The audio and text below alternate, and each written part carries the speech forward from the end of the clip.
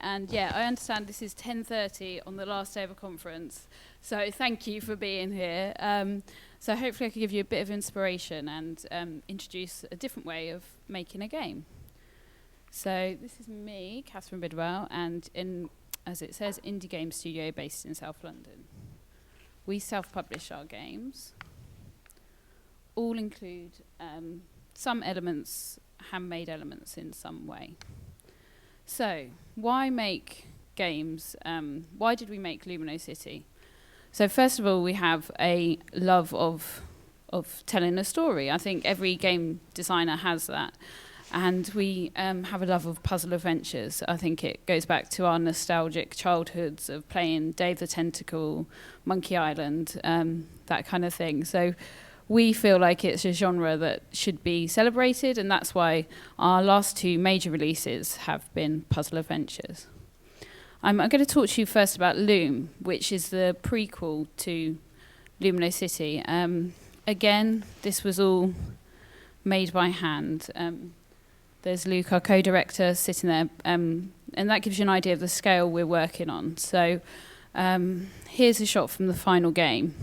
This game came out in 2011 and was launched on Steam, and it did really well for us. We got it IGF nominated, Developer Award nominated, and this was almost a proof of concept of this style of game, the style of game we wanted to make, whether we could make things by hand, animate the characters over the top, and produce a really lovely story that people really connected to. And we feel like we really achieved this. So we felt at this stage, we were onto a good thing with this. And then when we tell people we make handmade games, the first thing they say is why? Which to us at times, making a game, it feels like, oh, why?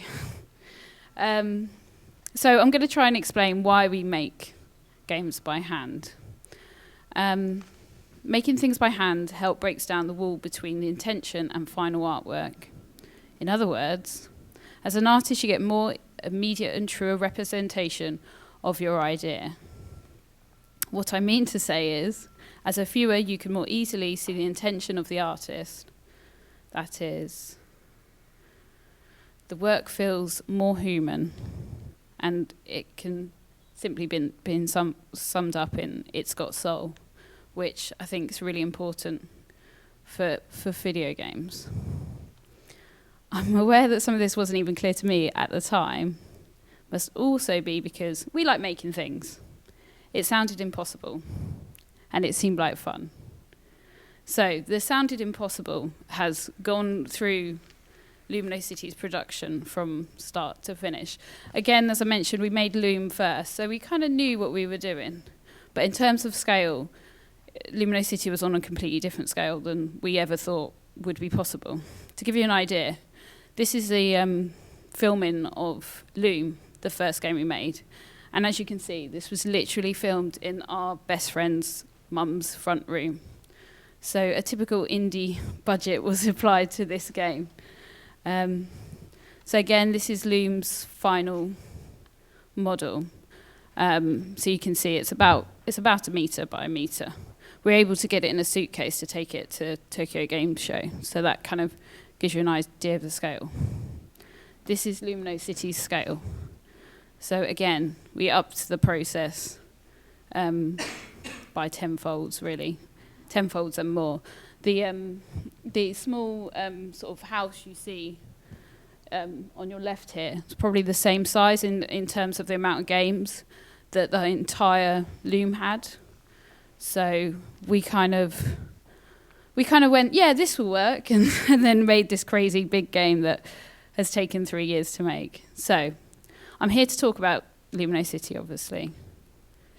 So first of all, I want to talk about design in the city and how we actually came about this. So the title of this is the importance of doing things by hand. And really, what I mean by that is really like not being afraid of not getting in front of a screen till fairly late on in your idea development.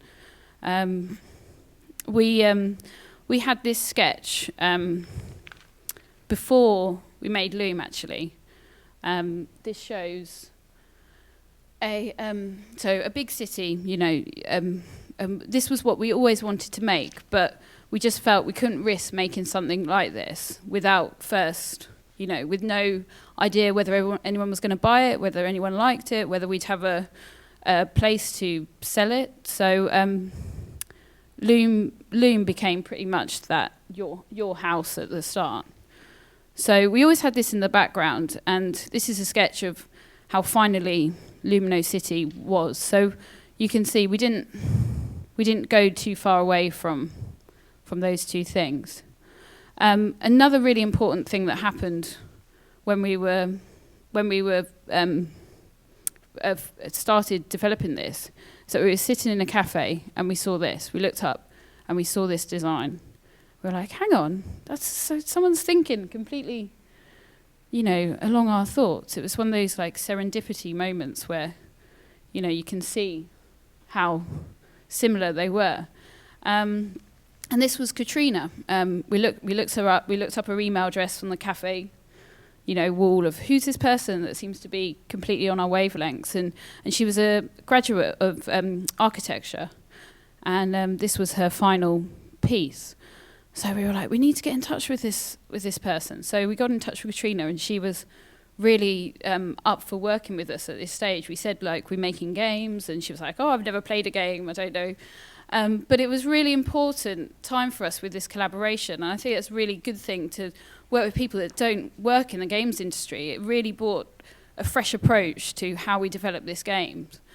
And we worked with her for over a year on the early development of the models and the game design, and just making sure we got everything spot on. And I think that sort of shows that don't ever be afraid to kind of get involved with someone that you think may not bring anything to a project, but actually they may bring some really amazing things. So this is what, for the pretty much the, it's hard to say, first year or first few months of the project, we did lots of ideas, lots of sketching, because we knew once we started making these final models, we wouldn't be able to turn back really. We had to make sure these models were spot on before we did any production work. So I just quickly skip through these but they give you an idea of the amount of detail and the amount of work we put into this. This one was really important because all these little buildings are actually stuck on a big bit of paper with blue tack.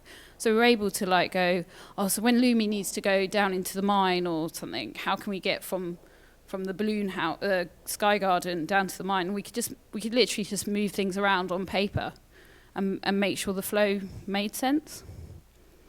So what was really important was making a wireframe, making a prototype. This happened again fairly early on.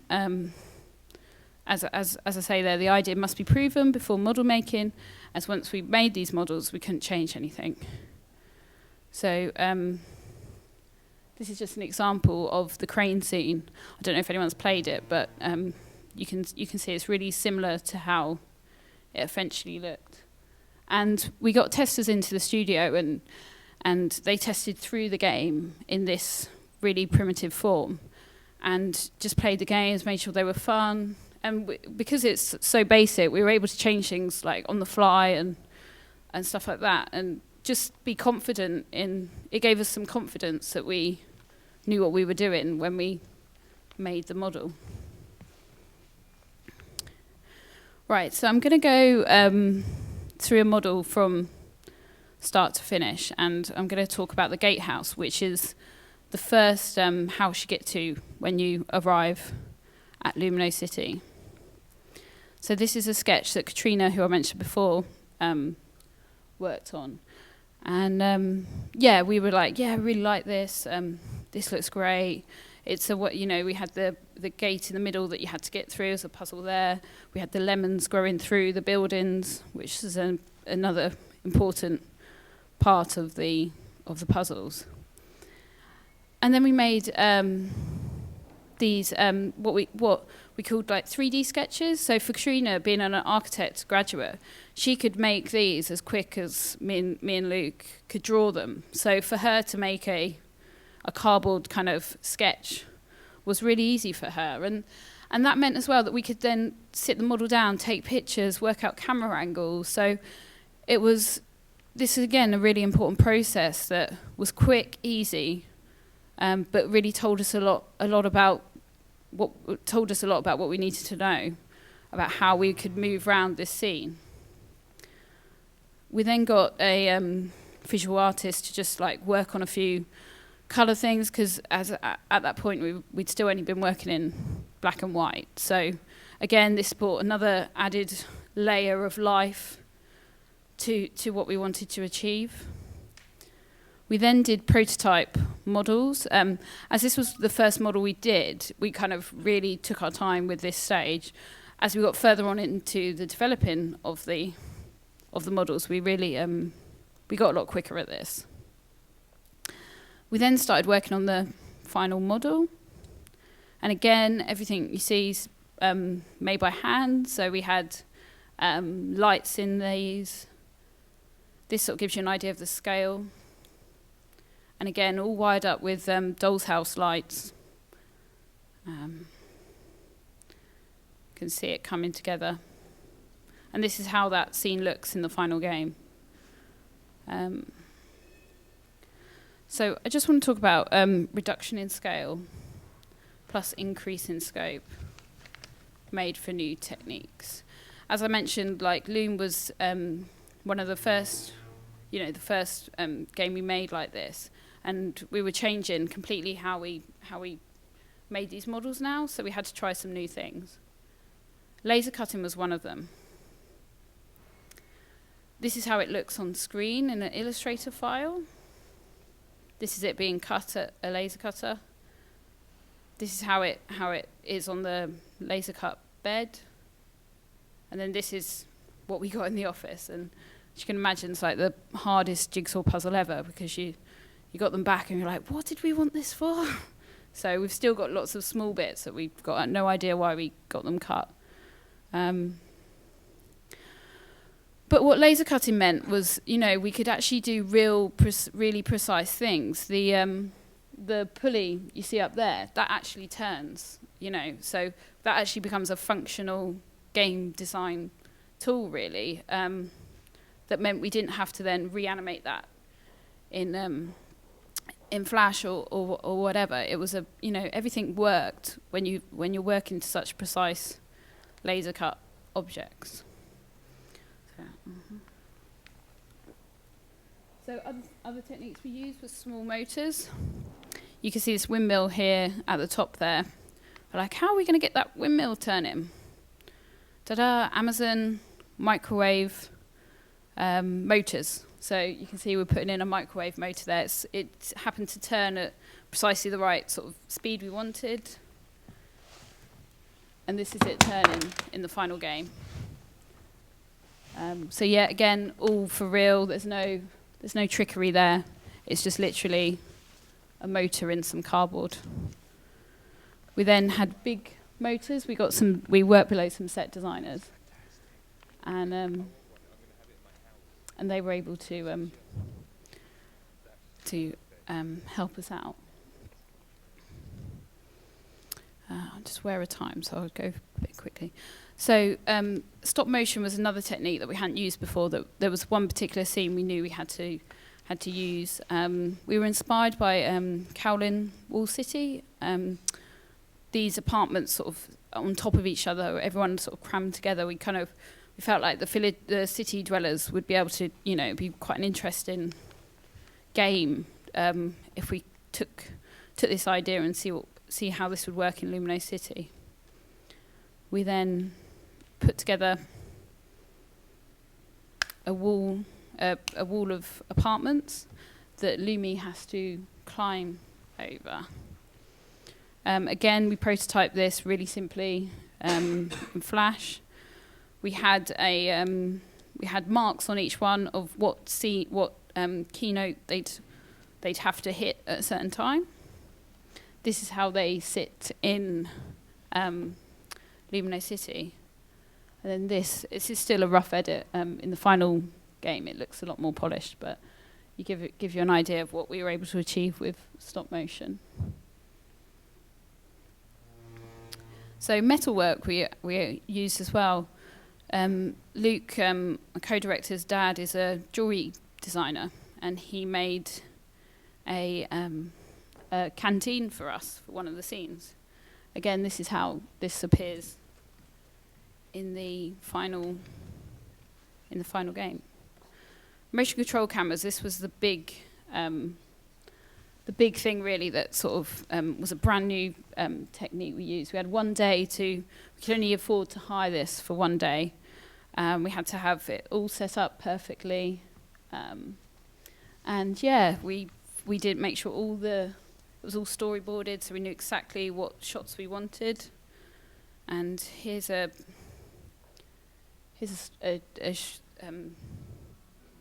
snippet of the shoot day. It should be sound with this.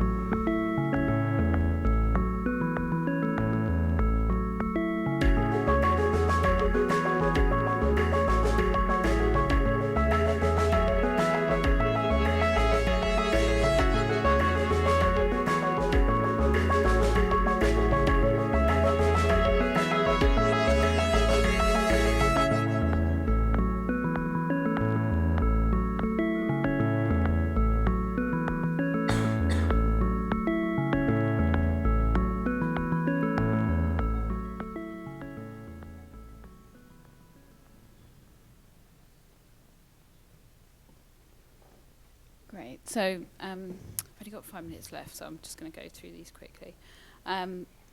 So again, this is showing how we animated the characters over the top of the video footage and still footage we had.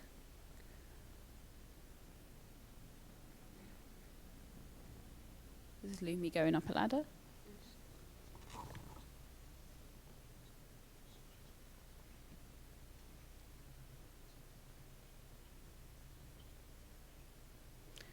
And I'm just going to go through the cons of making a game like this. It takes over 3 years, which is a massive con. But we worked on other things in between. But every scene needs bespoke treatment. There was no sort of cutting corners really, and I think we didn't realise really how much animation would be needed on this. So all the animations are pretty much bespoke to every scene. There's not a lot of repetition.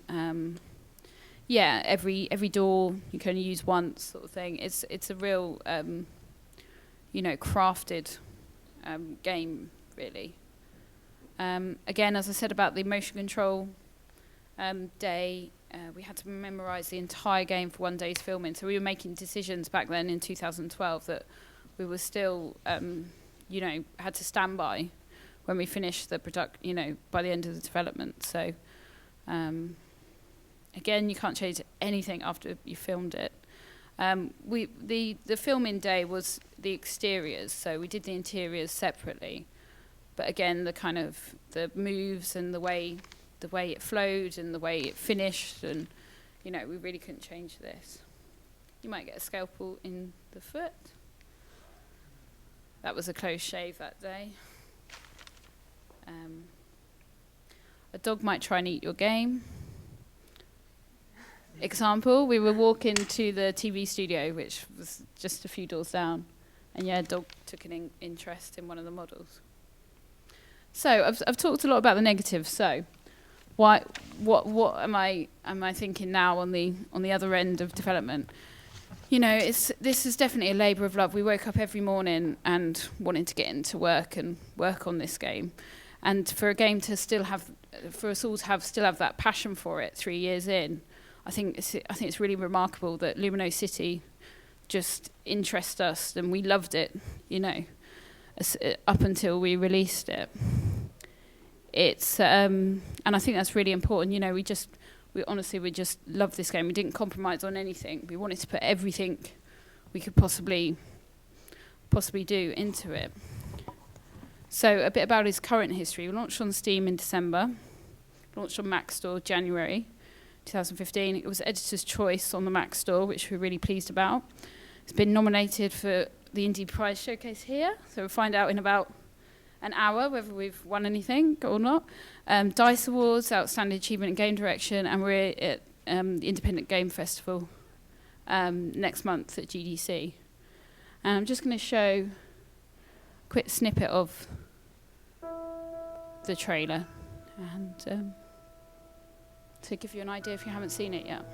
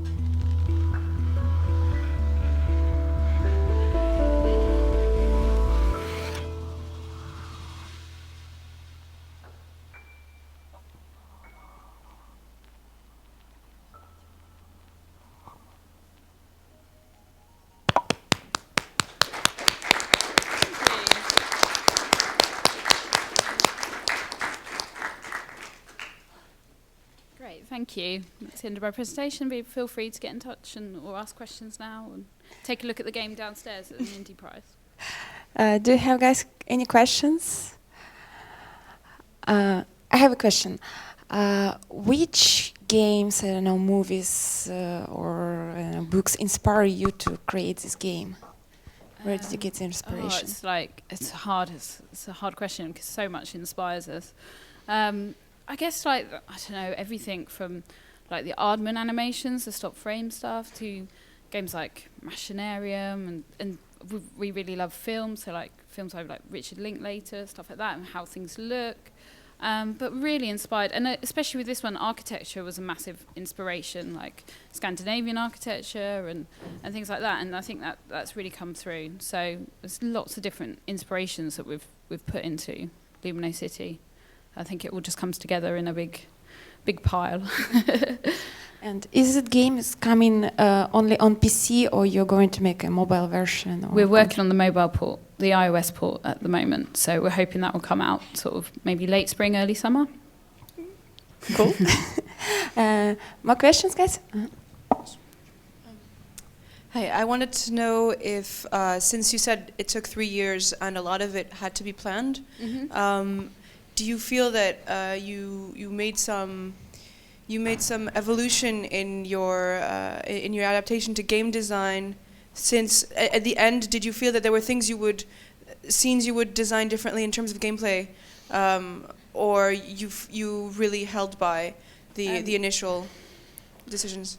I think, yeah, that's a really good question. I think when we got to the day of filming, we'd had so much development. I said about the wireframes. We made sure, we really made sure we were in a really good place when we did that. But again, we've played through some of the games, and we have made tweaks to it as much as we can. In terms of like how the how the things looked and how the models looked, we were always really happy with them. We're really proud of that. So there wasn't anything where we were like, that just doesn't look as good as we thought it did 2 years ago. You know, we really kind of kept with that. There was a couple of things, like it was an end game that when we actually came to the ending, it kind of jarred a bit. So we actually took that out, and the ending's slightly different to how I originally planned, but different in a good way.